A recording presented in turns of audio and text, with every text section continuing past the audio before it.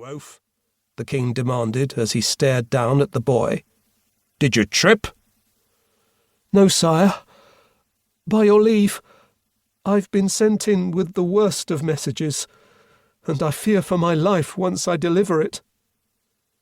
"If you be only the messenger, why should you fear for your life? Am I portrayed abroad as a tyrant, say you?" "No, sire. They speak of you as a loving family man, which is why my message is so dreadful to bear." "What about my family do you have to impart? Is the prince returned from Barfleur?" "No, sire, but truth to tell, he left the port of Barfleur some days since." "Has he been captured and held to ransom by pirates?" "No, sire." "Then what?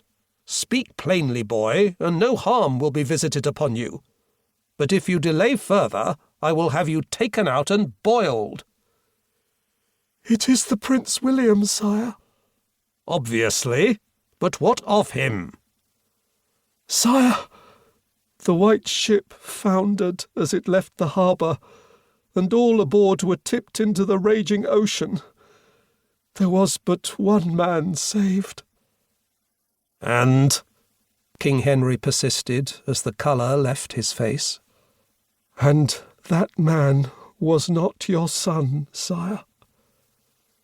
"So, William Adelin is lost?" "So it is said, sire. I bring only the message, and I have no confirmation of its truth."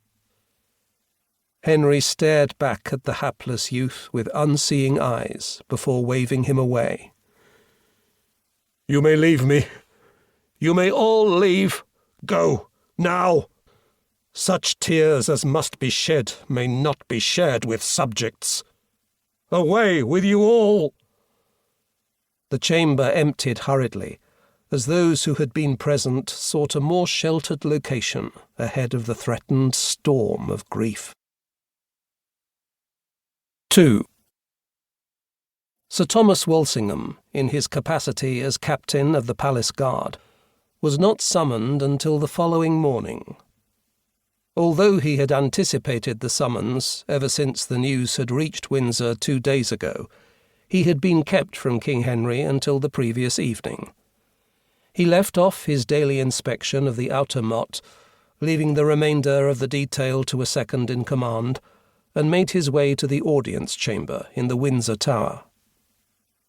Although prepared for what awaited him, he was concerned at the apparent depth of the king's depressed and anxious state, clearly a reflection of his heartfelt grief at the loss of William Adelin, his only son and the obvious heir to his English crown and his estates across the Channel.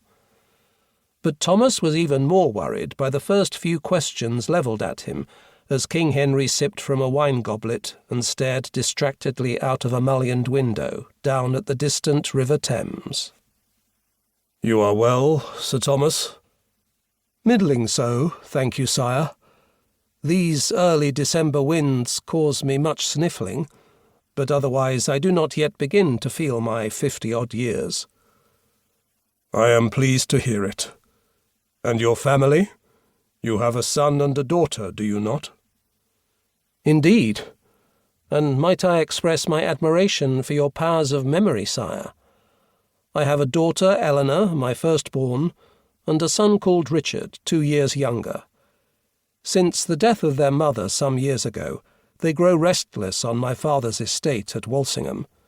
He is, of course, an old man now, and given to frailty. You will perhaps remember him?" "I could hardly forget him," Henry smiled as he continued staring through the glass. "I owe him my throne." This was in many ways an exaggeration, although Thomas was not about to correct his Majesty. But it was beyond contest that on the last occasion that King Henry's older brother Robert had attempted an invasion, it had been Sir Wilfrid Walsingham's military strategy that had saved the day. Before that, Thomas's father had laid to rest the ugly rumour that Henry had become king by organising the death of his older brother Rufus in a hunting accident in the New Forest.